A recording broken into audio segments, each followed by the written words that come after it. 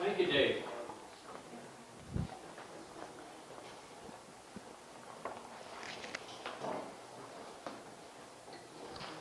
All right, good evening, everybody. Good evening, Matt. I am here to once again talk about Raspberry Pi and amateur radio. How many people were here for the first portion of this? Okay. And is there anybody that has absolutely no idea what a Raspberry Pi computer board is? Okay. So I'll try and do a really fast click through of what I talked about in the first part. I'll try and get them to send out a link when I get this posted, and also it'll have the link to the first portion of it. I do have some handouts that people can take one and pass it on, the slides from the first presentation, so you can flip through them. I didn't make a super guess at how many people would be here. There should be 20 copies of that total. It's not Pi in your radio for when you're working a contest and get hungry. So it's sort of like a miniature PC computer. It runs a Linux operating system. It's got USB ports, memory cards for storage. It's very similar to your PC computer that you'd have at home. There's a number of different versions of it out there with very slightly different specifications. Some example projects: remote rig control, running a software-defined radio. One of the things that I have here that didn't work quite as well for a demo in the initial presentation and was running out of time to demonstrate it. This box is a Raspberry Pi that is controlling a dual band radio.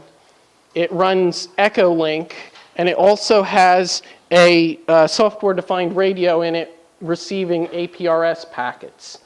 So I will attempt to see what's going on here. You know, I expected it to be not getting stuck. Murphy's Law of demonstrations: when you go to demonstrate something, it will have a problem. That's somewhat unfortunate. So I'll come back to that one. But it's usually when I'm not trying to demonstrate something, it works well. Echolink is an internet link to different repeaters and radio things, and lets you talk through different repeaters and whatnot. I had version 1 of this, was a power supply with a fan and a FT1900, and the Raspberry Pi was sitting on top. This one is in a mini computer case. I've got one of these micro miniature, it's called the Pi Zero, sitting here. I'll pass around, and it's plugged into a $20 SDR, so I'll pass that around. When it comes back around, I will attempt to have a demonstration on with that stuff. So the other example that I have is a digipeater for APRS, and that is this box over here.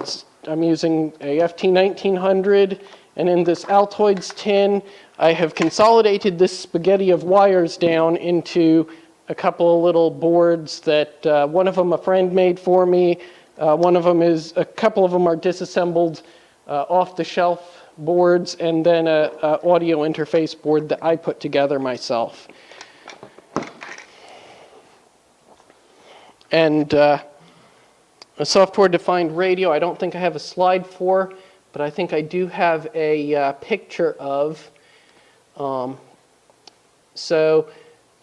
of them is currently running an APRS iGate at my parents' house, and it's in the attic. It's essentially what I'm passing around, one of these mini computer boards with a USB connector going into a software-defined radio receiver, and then it has coax that goes out to a roll-up J-pole antenna that I built. I just stapled some zip ties up to the framing in the attic, plugged it in a cell phone charger to an outlet that was up there, and it's going. That's all it needs. It connects with Wi-Fi back to their home network to upload stuff to APRS.Fi. So far, it's been working pretty good. I'll see how it does through the summer and through the winter with the extreme temperatures, but about $30 worth of parts. And it's picking up APRS in and around the area. So if I click back to here.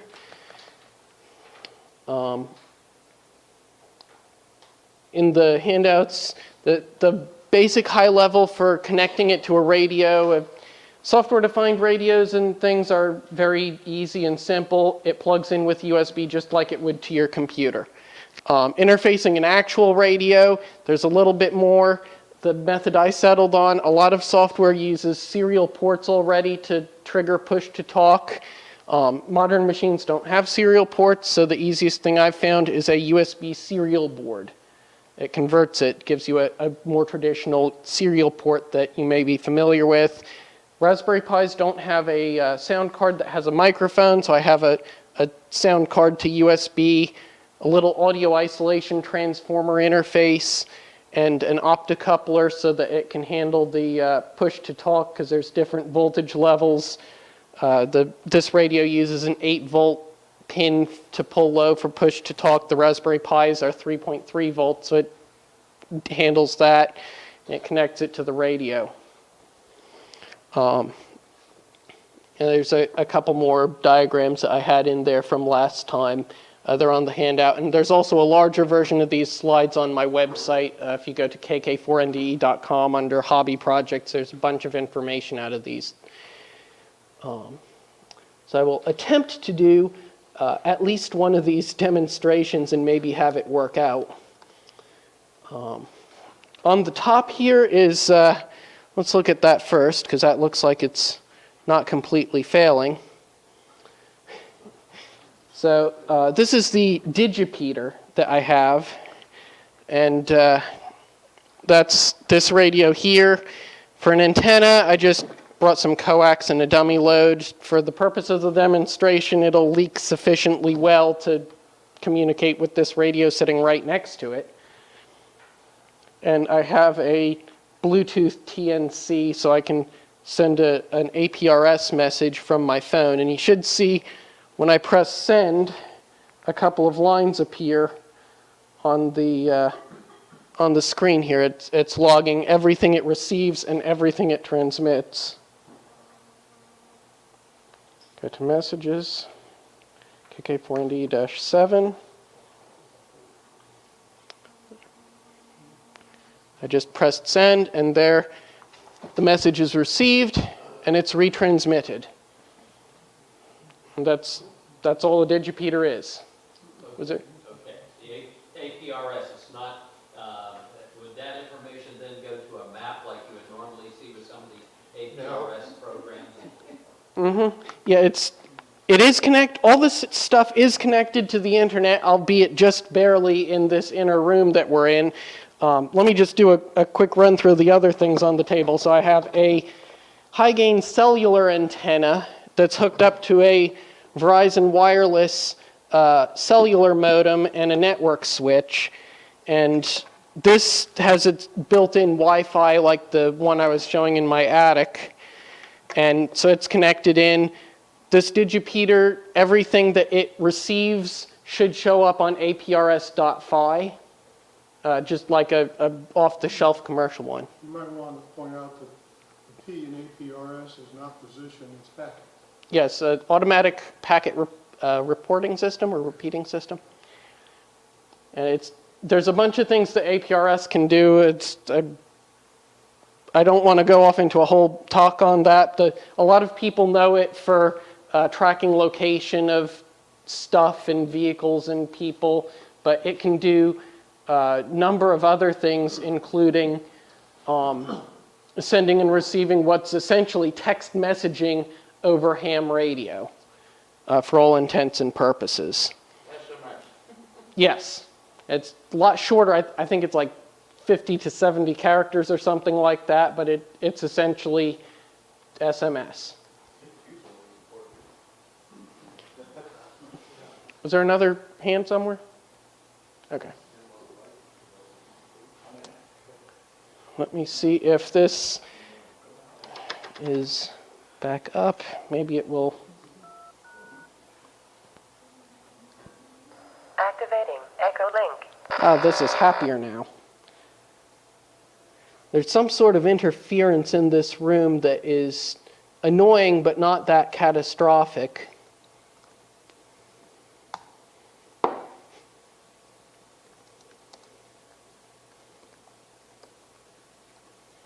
I'm just trying to bring up the log files here so that it's a little bit more apparent.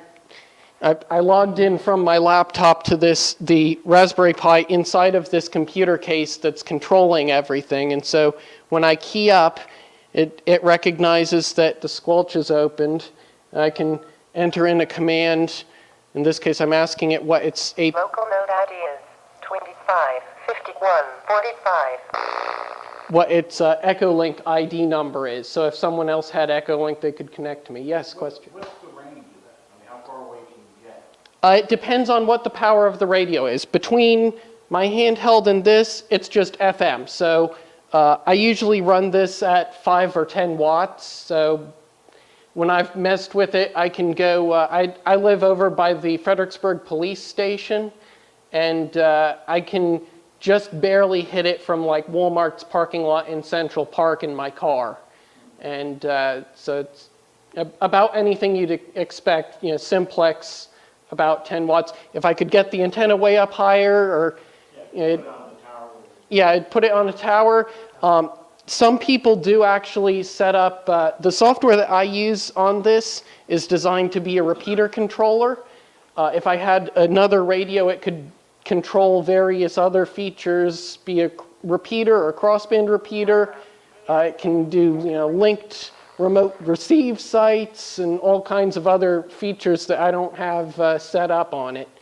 And being a self-contained radio, in theory you could tune this box to the frequency of the repeater, and then that would give Echolink capability to a repeater without physically needing internet access at that repeater site.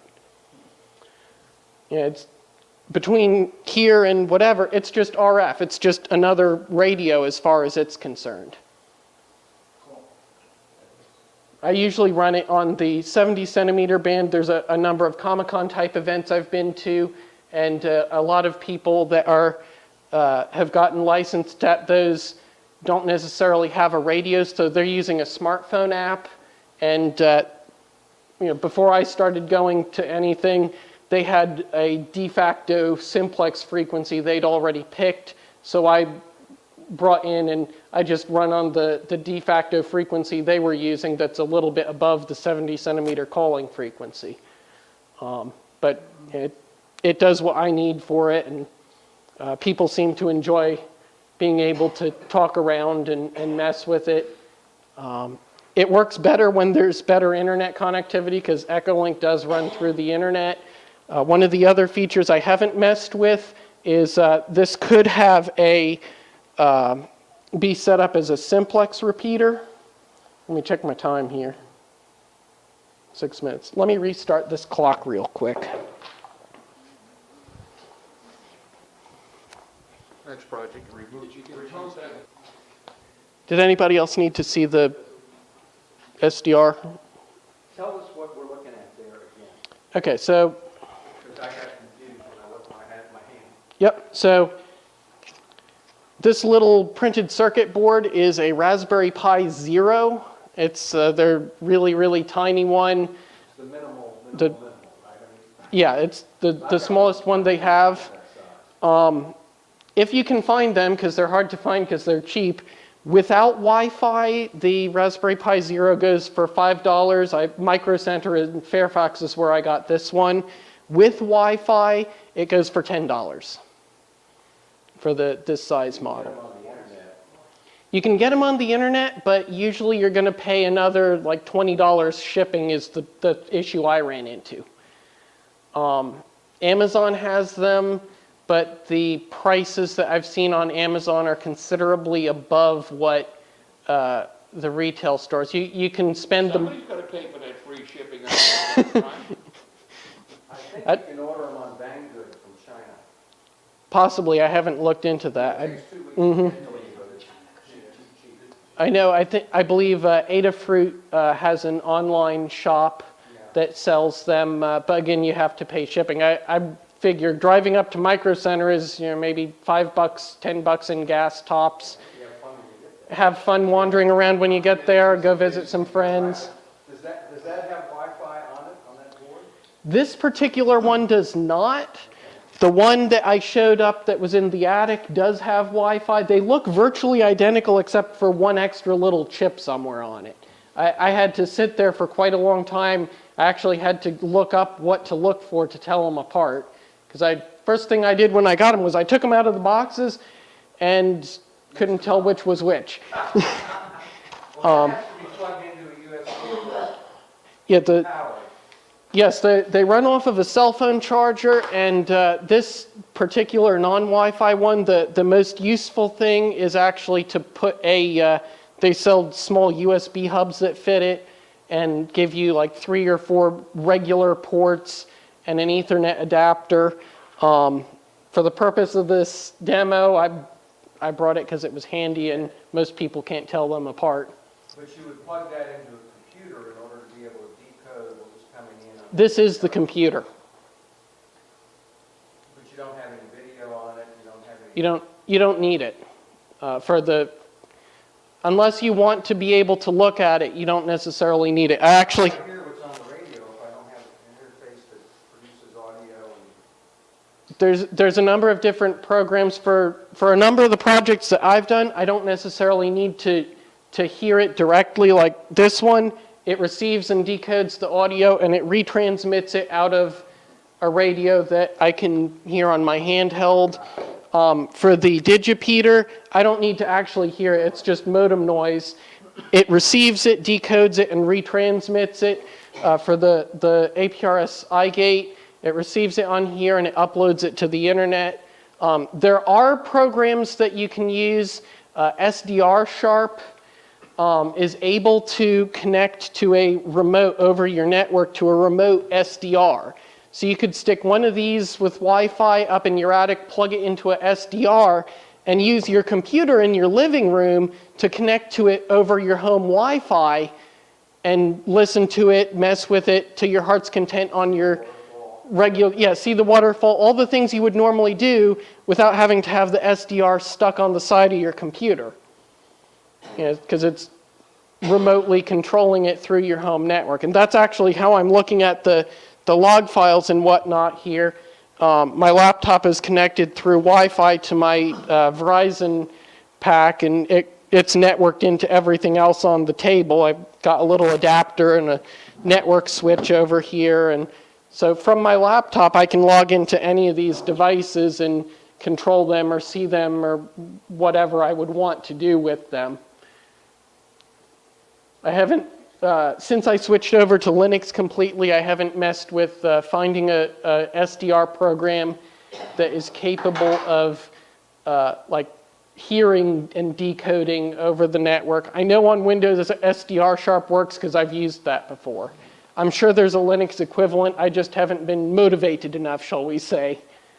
And this is just one of the $20 SDRs that you can get on the internet.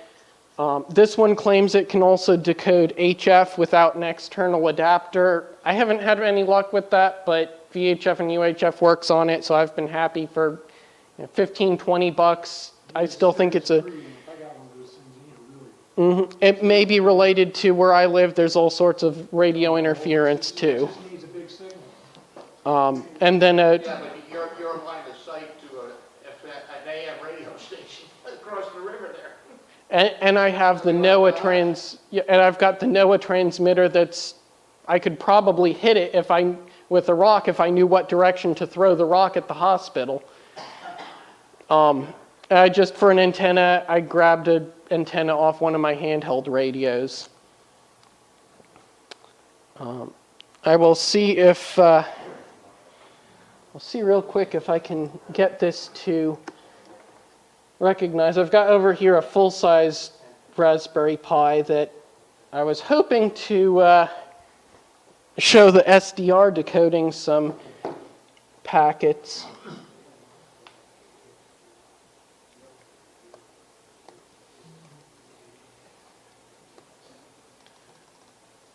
Oh, lost the network connection.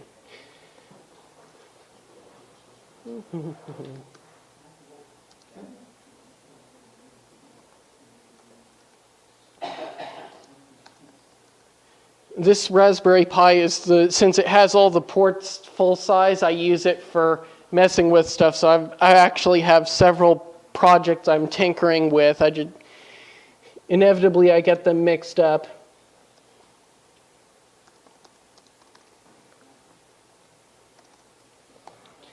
APRS text dump, that's the script that I want. So it's initializing itself, and software connects into the Raspberry Pi, and it dumps out the information about the tuning and all that. I've got this listening to the APRS frequency again. So if I send another message to myself, that's what's messing stuff up. All these wires up here don't like RF, apparently. As it transmitted, I saw the cellular modem reboot.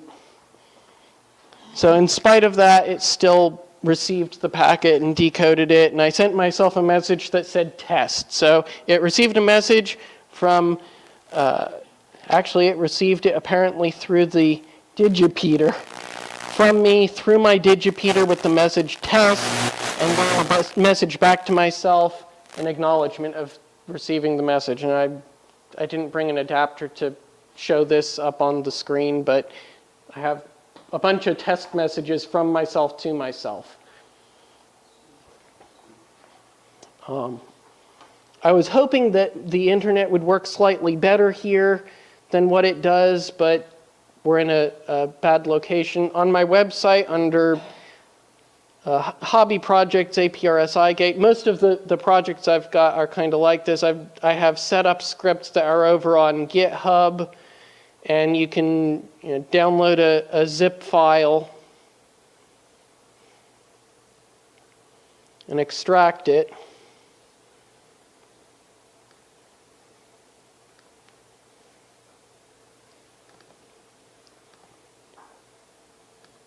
And there's more detail on my website there, but I have scripts for, run this, and it will download and install the required software and builds everything and gets it all ready to go so that you can set everything up. It automatically goes out, it fetches the right things you need, builds it so it'll run, and then I made a script for some of the SDRs. If you don't get a temperature compensated one, the crystal might be a little bit off. So there's a script that I wrote that runs through a calibration program that's out there, and it gives you some number that you can plug back in for the error to make it more accurate.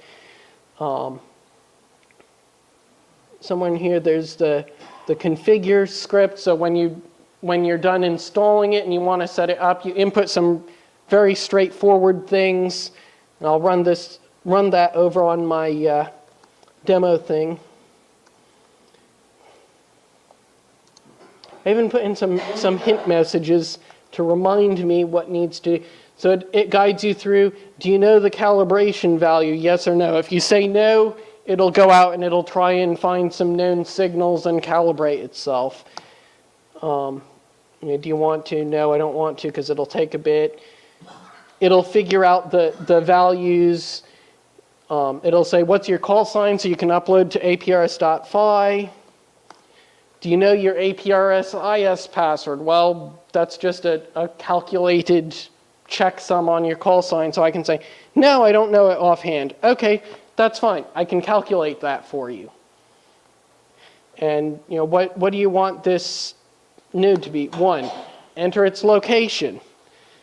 And do you want it to run on startup? And it guides you through all of the things that you need to have working to set it up to try and make it as easy as possible, so you don't have to go and read through all the documentation. I've done that for you. Most of the things that are on my website, I tried to do that way so that it's easier for other people to pick up and use. And I can't remember if I said the setup that I had for APRS that's up in my parents' attic is probably $30 worth of parts. The Raspberry Pi Zero, like $10 for the wireless version. I had a micro SD card laying around already.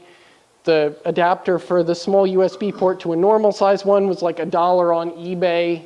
The SDR is $15 to $20 depending where you get it. An antenna for that one I made out of scrap wire that I had laying around. It didn't cost me anything. And then an old cell phone charger, which didn't cost me anything. So, yes? I just got a question. You've made these programs so that when you connect here, that all of these things come there to help you from stabilizing the frequency and some of these other things automatically done. How long did it take you to sort of put together that package? A lot of them I hadn't personally built. Like the frequency calibration, it's a program called Calibrate with a K. And someone else somewhere out there wrote that configuration setup thing. Let me check my time here. I'm still good with it. Someone else out there wrote it. You just have to download this program, build it, and run it with some specific options saying, I want you to go through this many cycles. And basically, I went through their documentation and they say, if you're starting out, we recommend you run this command. Okay, so I put it in a script that says, I know you need to download it. That's easy. I know you need to run the script to compile and build it. That just takes time. I know you need to probably run if you're not sure what to do, run this command first, command, and then I expect that the output should be about like this if it succeeded or failed, so I can look at the output, pick up the number that it generates, and put that in the configuration file where the documentation says the number needs to go in the configuration file. It's not necessarily a complicated or difficult or time-consuming thing. It's maybe a few hours of digging through the documentation. Reading the documentation to understand you put that number in this location is the difficult part. This particular one, for the SDR for APRS, it's a file called /etc/py multimon aprs.conf. .json, I'm sorry. And you would totally know that just starting out, right? So the script remembers that that's where it goes. It knows that in here, your call sign goes in this format on that line. The passcode for APRS that's calculated from your call sign goes on that line. It knows that I know that the frequency, I'm going to say, we're doing APRS. You want it on 144.39 for most cases. The ppm and gain go on these lines. That's the ppm is that calibration number that I was mentioning. It runs the script if you tell it to, and it pulls the number out and sticks it there to adjust for that. Then there's some kind of normal default things. And let's see, somewhere in here, latitude, longitude. When I ran it just now, I put in 0 because I don't know off the top of my head what our latitude and longitude are, and there's no GPS signal here. And then I put in a comment. This was built with, it's running an RTL SDR on, and I pull some information about the system. In this case, a Raspberry Pi is ARM v7L Linux, and then I put a link back to my scripts.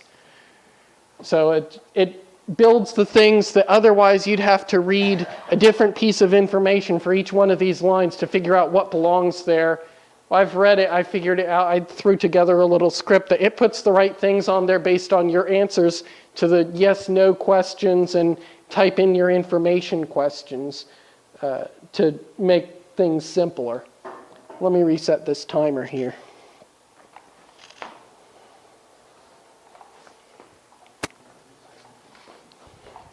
So, and there's a similar script for most of the things that I've messed with on my website. The Digipeater one, I'm still finalizing the last couple tweaks, but it's out there what I've got so far. I believe it works, because this seems to be working. I just haven't put the final polishing touches on it yet. The one for my Echolink setup is much more involved because it's a very complicated piece of software that can do repeater controllers and all sorts of things. So I put together as much as I could to make it as streamlined as I could.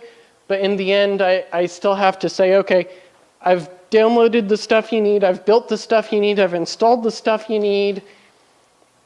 You know, here's where the general configuration files are.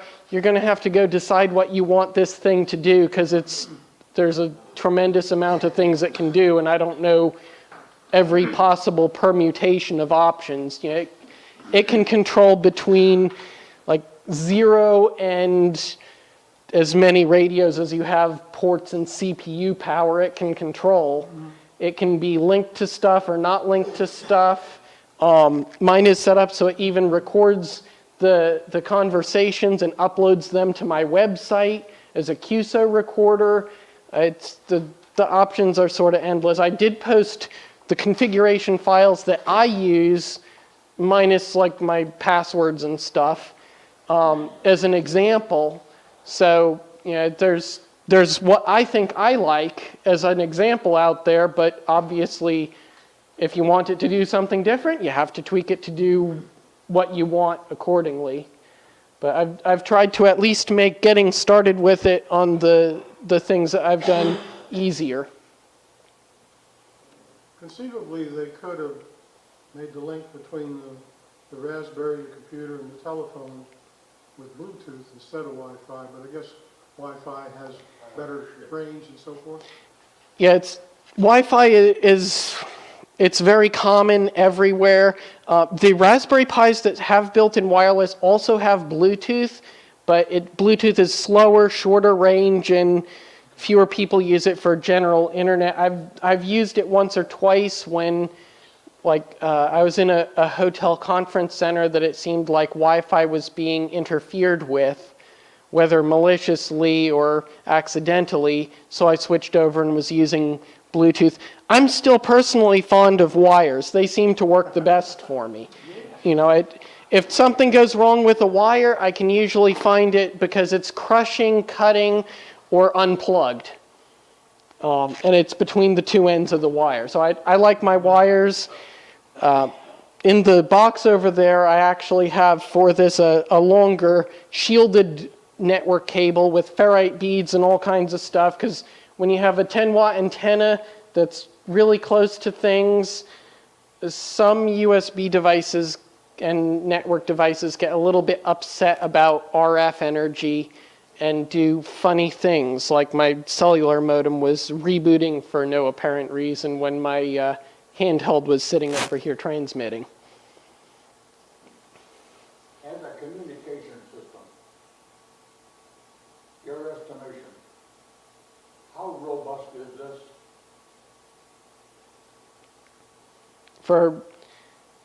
I guess it depends a little bit what you want to do. Wrong choice, wrong answer. 12, it's 12. About 10 years ago, a number of people within this club decided that, you bet, we need to set up a packet system so we could run packet communications in some of our communication exercises. Mm-hmm. That's 10 years ago. There have been a number of people, relatively well educated, extra class and then some, whatever that means, got the snot nose under pressure. Have spent years, and they still haven't got 2 packet terminals to talk to each other. I've never seen it work. Year after year after year, they have never got a packet system to work. Not alone, Some of them sad, Gordon. and some of us have to try to get amateur television to work. As- You bet. as For you've- years now. Yep. As you've seen with some of the things with the, One in a million of ever having that work twice in a row. it's worked most of the time when I've pulled it and taken it somewhere, it's usually worked. Even up here, I've run into an issue now and then. It's like there's somewhere in here on the frequency that this normally runs on, there's something interfering with it. That's obviously going to impair things. It really depends what you want it to do and what your expectations are. If you only need it to work from here to here, okay, I can live with the suboptimal performance for the purposes of the demonstration, and it still does what I needed it to, in spite of the noise that I've got going on. That's going on in the background of this, and it's not ideal, but for the purpose of this demonstration, it's still working sufficiently. I wouldn't certainly call it bulletproof 100% of the time, but I don't think anything is. Even down to something as simple as in my car one time, I went to use my radio, it wouldn't work. Problem turned out one of the glass fuses, the ends of the glass fuse had let go, and the wires were just sitting there under my seat. If there's a million things that could go wrong with anything, so I guess there's always a chance something's not going to work, but as long as it does what you need it to more often than it doesn't, that's generally the goal that I aim for.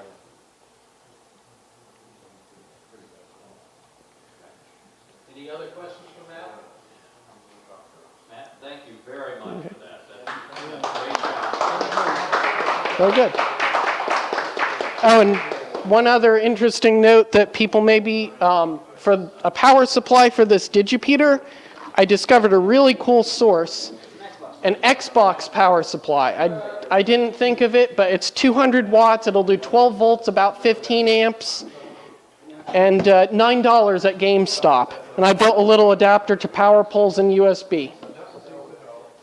Oh, put a key on it, Gordon, and you were pretty good. So, thank you, everyone. All right, thank you. Randy, did you want to show your box real quick?